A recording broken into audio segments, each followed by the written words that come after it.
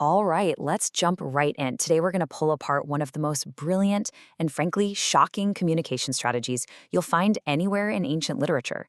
It's hidden in the book of Amos, and it's an absolute masterclass in rhetoric.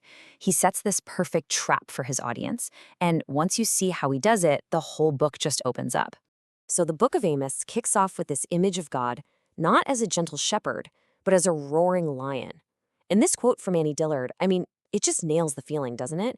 It really pushes back against our modern tendency to focus only on a gentle, forgiving God. Amos is here to remind us that the prophets also talked about a God of holiness and justice, a power so overwhelming we should probably be wearing crash helmets. He's basically shouting that the sleeping God is about to wake up. But here's the thing, and it's a problem for a lot of us when we try to read these books. Even Martin Luther said it. The prophets can feel like they're just rambling. They jump from one thing to the next, and it can seem totally chaotic and confusing. So you're left wondering, is this just a jumbled mess, or is there something else going on here?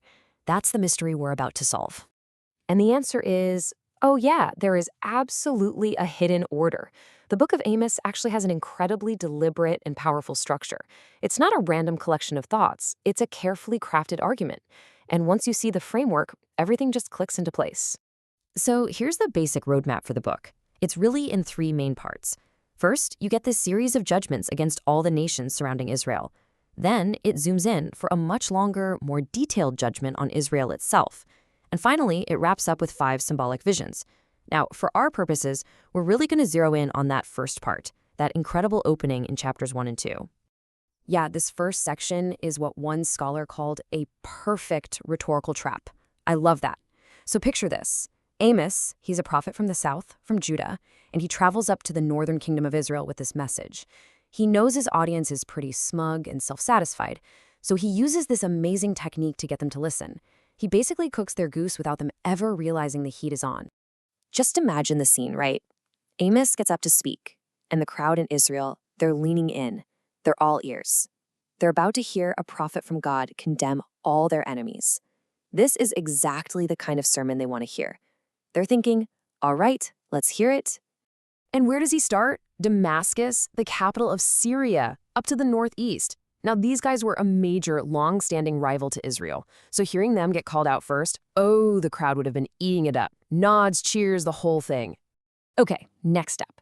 He swings his focus all the way over to the southwest, to Gaza and the Philistines. Another classic enemy. So the crowd's getting even more hyped up. This prophet, he gets it. He's on our side. He's condemning all the right people. But here's the brilliant part. Amos isn't just picking names out of a hat. He's moving systematically around the map. North, south, east. He is literally drawing a circle on the map around Israel, tightening that circle of judgment with every nation he names. And the crowd is so caught up in cheering for their enemy's downfall, they have no idea the circle is closing in on them. And we are not talking about small stuff here. Amos lists these absolutely horrific, brutal war crimes. Listen to this. Torture, human trafficking, breaking treaties, and even ripping open pregnant women just to grab a little more land. It's one atrocity after another. So, from the Israelite perspective, this judgment feels 100% justified, absolutely deserved. Okay, let's pause for a second because this brings up a really important question. Israel had God's specific laws, right? The law of Moses. But on what basis is God judging all these other nations? They didn't have the 10 Commandments. What's the standard here? Well, the answer goes way back to what we call the Noahic covenant. After the Great Flood, God made this covenant not just with one family or one nation, but with all of humanity. And the baseline obligation was simple. Restrain violence, don't shed innocent blood, because every single person is made in the image of God. That's the universal standard of basic human decency that everyone is accountable to. So this sets up this really clear distinction, right? You've got 2 different standards for judgment in play. The nations, they're judged by that universal Noahic standard for committing basic crimes against humanity. But Israel and Judah, they're on the hook for something more specific. The Mosaic covenant, the laws God gave directly to them. All right, so let's get back to the sermon. Amos has condemned 6 of Israel's enemies. He has the crowd right where he wants them. They're feeling good. They're feeling righteous. They're feeling safe. And now he's about to spring the trap. This 7th oracle, it's against Judah. They're cousins down in the southern kingdom. And the crowd in the north in Israel, they would have gone wild. Yeah, get them too! This is perfect! They probably think the sermon's over, ending on this fantastic high note. But it isn't. And then, bam, the trap snaps shut. Amos turns, looks his own audience in the eye, and says the eighth and final judgment is for Israel. Can you just imagine the silence, the shock? The prophet they were just cheering for has suddenly pointed the finger right at them. And here's the real kicker. It's not just that Israel is on the list. It's the scale. For the other nations, he lists maybe one or two big crimes. But when he finally gets to Israel, he unleashes this long, detailed catalog of their sins.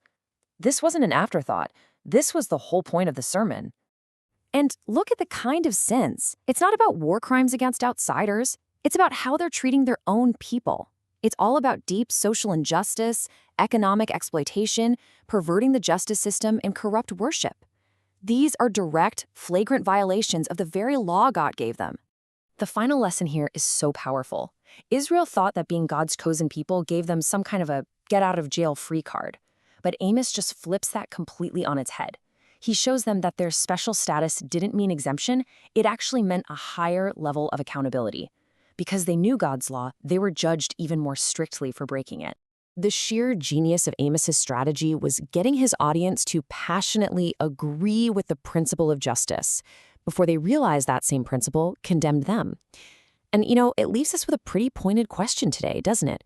When we hear messages about injustice or wrongdoing in the world, is our first instinct to think they're for somebody else? Or are we willing to consider that maybe, just maybe, that final, shocking oracle is actually for us?